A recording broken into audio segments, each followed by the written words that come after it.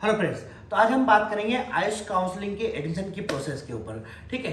सबसे बड़ी दिक्कत जो अभी आ रही है कि ऑल इंडिया का एमपी में एमबीबीएस का मेडिकल का सेकंड राउंड स्टार्ट होने वाला है, जबकि आयुष का फर्स्ट राउंड का अलॉटमेंट आ गया। तो मेजोरिटी वाइज स्टूडेंट जो है ये क्वेश्चन कर रहे हैं कि सर इन दोनों काउंसलिंग को हम पैरेलल कैसे मैनेज करें, क्योंकि बहुत स्टूडेंट ऐसे हैं जिनको कि आयुष का कॉलेज में अलॉट हो सकता है और या हो गया होगा या हुआ है, प्लस उसके साथ साथ जो है वो स्टूडेंट के मार्क्स इतने हैं कि उन्हें कोई ना कोई गवर्नमेंट प्राइवेट एमबीबीएस कॉलेज में मिल सकता है। तो इन दोनों की प्रॉब्लम को किस तरीके से सॉल्व करें, तो हम अब चाहते हैं कि अपन सबसे बेस्ट काम है कि हम आयुष ने जो अपनी एक तरीके से रूल बुक बना रखी है उसको पढ़ते हैं, समझते हैं और उसके अकॉर्डिंग जो है हमें एमबीबीएस में एडमिशन लेना चाहिए, मतलब ले सकते हैं या नहीं ले सकते, या फिर एक तरीके से बीएमएस बीएचएमएस में एडमिशन ले सकते हैं नहीं ले सकते, पूरा अपन समझेंगे तो ज़्यादा बेस्ट रहेगा। ठीक है। तो इससे हमारे को ना तो आयुष के स्टूडेंट परेशान होंगे, ना ही ऐसे स्टूडेंट जिनको एमबीबीएस मिल सकता है लेकिन अभी फर्स्ट राउंड में आयुष अलर्ट हुआ है,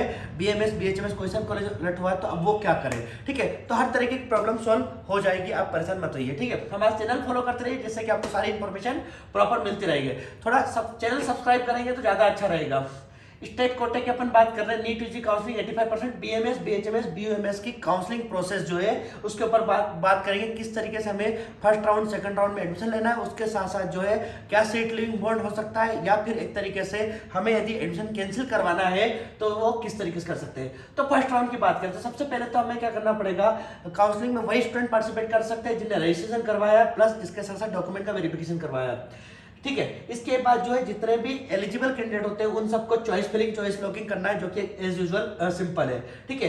अब ऑनलाइन जो होगा अलॉटमेंट पब्लिश होगा, देन आफ्टर जो होता है अलॉटमेंट के बाद, ठीक है, अलॉटमेंट लेटर जब हमें डाउनलोड करना रहेगा उस समय हमारे पास दो ऑप्शन रहेंगे, जिसमें एक तो वह आवंटित महाविद्यालय में प्रवेश हेतु सेटिस्फाई, मतलब कि जो कॉलेज आपको अलॉट हुआ है, ठीक है, तो डाउनलोड करेंगे हम जब मतलब एक तरीके से हमें यदि कोई पर्टिकुलर कॉलेज अलॉट हो गया है, अब हमें उसी कॉलेज में एडमिशन लेना है या नहीं लेना है, ठीक है, अपग्रेड करना है, तो उसके अकॉर्डिंग हमें दो ऑप्शन चूज करना रहेगा। ठीक है। यदि हमें जो कॉलेज अलॉट हुआ है वो हमें पसंद आ रहा है तो हम उसमें सेटिस्फाई का ऑप्शन चूज कर सकते हैं। ठीक है। और यदि नहीं पसंद आ रहा तो हम उसमें डेफिनेटली अपग्रेडेशन का ऑप्शन चूज कर सकते हैं। ठीक है। अब नंबर 4 पॉइंट पढ़ेंगे।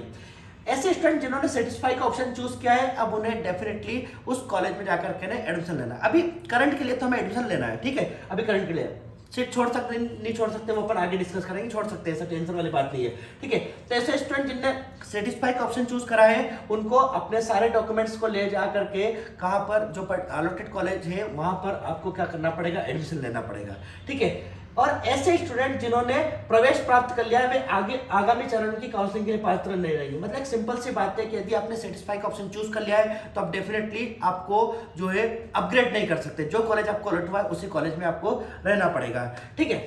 लेकिन जो आपको कॉलेज अलॉट हुआ वो छोड़ सकते हैं, अभी अपन उसकी जो है रूल्स रेगुलेशन अपन पढ़ेंगे।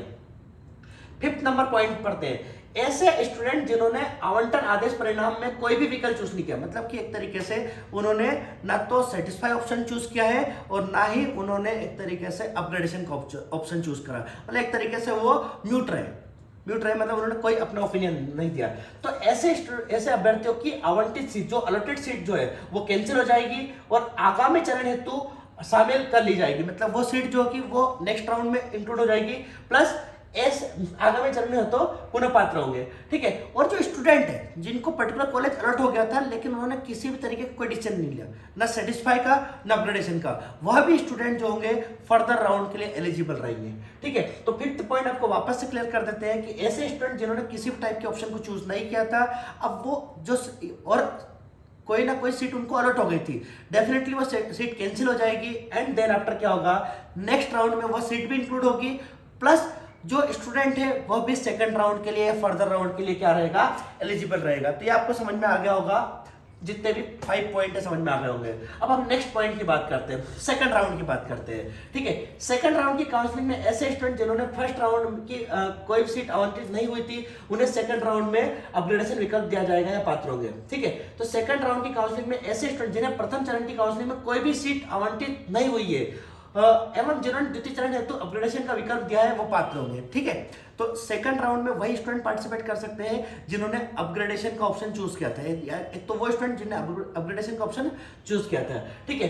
जिन अभ्यर्थियों ने सेकंड राउंड में अपग्रेडेशन विकल्प दिया है उन्हें नवीन चॉइस फिलिंग व लॉकिंग करना पड़ेगा। मतलब सीधी सी बात है कि सेकंड राउंड के लिए आपको सेपरेट जो है वापस से चॉइस फिलिंग करना पड़ेगी, तो ये यूजुअली करना ही रहता है, ठीक है। अब पर्टिकुलर टाइम ड्यूरेशन में सेकंड राउंड का आवंटन आएगा। आवंटन परिणाम के समय अभ्यर्थी के पास अगेन दो विकल्प होंगे कि सेकंड राउंड में आवंटित महाविद्यालय में प्रवेश ले या फिर एक तरीके से अपग्रेडेशन का ऑप्शन दे। तो वही सेम जो फर्स्ट राउंड में होगा वही सेकंड राउंड में रिपीट हो जाएगा, ठीक है।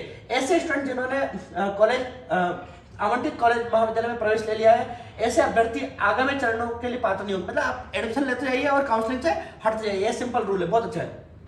जिन अभ्यर्थियों ने आवंटित महाविद्यालय में प्रवेश ले लिया है ऐसे अभ्यर्थी आगामी चरणों हेतु पात्र नहीं होंगे। एंड जैसे जिन अभ्यर्थियों ने स्टूडेंट ने आवंटन आदेश परिणाम में सेटिस्फाई का ऑप्शन चूज किया है किंतु प्रवेश नहीं लिया है या जिन्होंने कोई भी विकल्प नहीं दिया है, ऐसे अभ्यर्थियों को आवंटित सीट उस चरण से निरस्त कर आगामी चरण हेतु सम्मिलित कर ली जाएगी एवं वह अभ्यर्थी आगामी चरणों की काउंसलिंग हेतु पुनः प्राप्त होंगे, किंतु ऐसे अभ्यर्थियों को आगामी चरणों में चॉइस फिलिंग व लॉकिंग करना रहेगा, ठीक है। तो भाई जिनको सीट मिल गई है वो ले लीजिए, और जिनने ऐसे अभ्यर्थी जिन्होंने आवंटन आदेश परिणाम में सेटिस्फाई का ऑप्शन दिया था किंतु प्रवेश नहीं लिया, सेटिस्फाई है लेकिन आपने एडमिशन नहीं लिया था या फिर अपग्रेडेशन लिया था, दोनों टाइप के स्टूडेंट जो होंगे वो नेक्स्ट राउंड के लिए क्या रहेंगे, एलिजिबल रहेंगे, ठीक है। बस एक सिंपल सा फंडा है, जिनने एडमिशन ले लिया कॉलेज में वो एलिजिबल नहीं है नेक्स्ट राउंड के लिए, बाकी सब एलिजिबल है, ठीक है।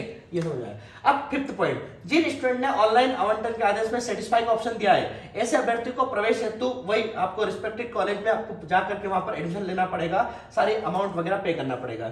जिन स्टूडेंट ने अपग्रेडेशन विकल्प चूज किया है उन्हें मॉपअप चरण में नवीन आपको वापस से फ्रेश चॉइस फिलिंग करना पड़ेगा, ठीक है।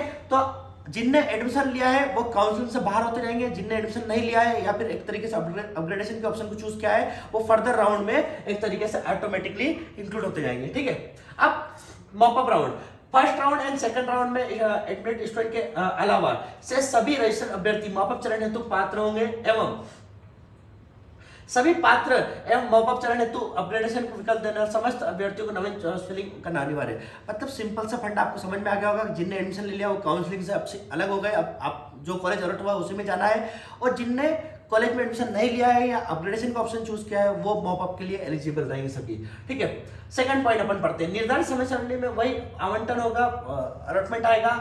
आवंटन के पश्चात अभ्यर्थी को महाविद्यालय में प्रवेश लेना अनिवार्य होगा, प्रवेश नहीं लेने पर आगामी चरण हेतु पात्र नहीं रहेंगे, ठीक है। अब मॉपअप में आपको थोड़ा सा कॉन्शियस रहना पड़ेगा। क्या कॉन्शियस रहना पड़ेगा कि अब तक क्या था कि फर्स्ट और सेकंड राउंड में हमने क्या है कि कॉलेज यदि मिल भी गया तब भी हम छोड़ रहे थे कि नहीं लेना, कोई ऑप्शन चूज नहीं कर रहे थे, तो हम फर्दर राउंड में इंक्लूड हो गए। मॉपअप में अब यदि हमें कॉलेज अलर्ट हो गया है तो डेफिनेटली हमें लेना ही पड़ेगा, तो सीधी बात मॉपअप आता है तो आप ले ही लोगे, है ना। तो ऐसे स्टूडेंट आवंटन के पश्चात अभ्यर्थी को महाविद्यालय में प्रवेश लेना कंपलसरी है, नहीं लेने पर जो है फर्दर राउंड जो होगा उसके लिए आप एलिजिबल नहीं रहोगे। ऐसे अभ्यर्थी को आवंटित महाविद्यालय सभी मूल के आपके जाना पड़ेगा और अपने को एडमिशन लेना पड़ेगा, ठीक है। मॉपअप चरण में नवीन मान्यता प्राप्त महाविद्यालय की सीटें संवर्ग में आवंटन के तहत किया जाएगा, तो सीधी सी बात है कि वो एडमिशन मिल जाएगा। अब लास्ट बात आती है कि किस तरीके से हम एडमिशन कैंसिल करवा सकते हैं और सीट लिविंग बॉन्ड क्या होगा, ठीक है। तो सबसे इंपॉर्टेंट पॉइंट तो ये है जिसमें कि स्टूडेंट लगातार हमसे कॉल या मैसेज कर रहे हैं, जो हम एडवाइस दे सकते हैं वो दे रहे हैं, लेकिन आपके सामने ही यदि डॉक्यूमेंट पढ़ लेंगे तो ज्यादा आपको आसानी समझ आ जाएगा। तो पॉइंट नंबर 7.1 आपके लिए बहुत इंपॉर्टेंट है, तो आप समझ ही जाइएगा, ठीक है। काउंसलिंग के माध्यम से प्रवेशित छात्रों द्वारा अंतिम काउंसलिंग के, ठीक है, जो लास्ट राउंड होगा आयुष काउंसलिंग के अंतिम काउंसलिंग के 10 दिन पूर्व, है ना, 10 दिन पहले ही पूर्व तक सीट छोड़ने संबंधित सूचना लिखित रूप से संस्था में प्रवेश करने पर ऐसे छात्रों द्वारा जितने हमने टोटल अमाउंट पे किया है उसका 10% कट कर, ठीक है, वापस बची अमाउंट जो होगा वो हमारे अकाउंट में एक तरीके से हमारे को दिया जाएगा। उक्त समय सीमा के बाद आवेदन पर कोई विचार नहीं किया जाएगा। यदि 10 दिन वाली जो लिमिट है उसके बाद यदि आप कुछ करेंगे तो कोई भी एक तरीके से आपको आंसर या फिर एक तरीके से अमाउंट नहीं मिलेगा, कोई विचार नहीं किया जाएगा, केवल क्वेश्चन मनी वापस होगी, ठीक है, सिर्फ और सिर्फ क्वेश्चन मनी वापस होगी और कुछ नहीं आएगा, है ना। यह प्रक्रिया राज्य एवं राज्य के बाहर के प्रवेश लेने वाले छात्रों पर समान रूप से लागू होगी, ठीक है, चाहे वो आप स्टेट वाले हो या बाहर से हो, सबके लिए सेम ही रहेगा। तो हमें जिन भी स्टूडेंट को बेटा यदि फर्स्ट राउंड में एडमिशन मिल जाता है आयुष में, और हो सकता है कि एमबीबीएस में सेकंड राउंड में उनको यदि एडमिशन मिल रहा है तब भी परेशान होने की जरूरत नहीं है। यहाँ पर इन्होंने क्लियर कट आपको सीट छोड़ने का ऑप्शन दे रखा है। सीट छोड़ने का ऑप्शन तो रहता ही है, चाहे वो एमबीबीएस हो या आयुष की काउंसलिंग हो, दोनों में ही रहता है। ठीक है, एक टाइम ड्यूरेशन में हम छोड़ सकते हैं, ऐसा कोई दिक्कत वाली बात नहीं है। अब सीट लेइंग बोर्ड, राज्य की शासकीय government college, government BMS, BHMS, BUMS में प्रवेश प्राप्त करने वाले अभ्यर्थियों को प्रवेश के समय प्रारूप के अनुसार सीट लिंग बॉन्ड प्रस्तुत करना होगा, जिनके अनुसार यदि कोई छात्र छात्रा अंतिम चरण की काउंसलिंग के पश्चात अपनी सीट रिक्त करता है या त्याग पत्र देता है और किसी अन्य छात्र द्वारा उस रिक्त प्रवेश लेने की संभावना नहीं है, या अंतिम काउंसलिंग दिवस के पश्चात कभी भी प्रवेश निरस्त करने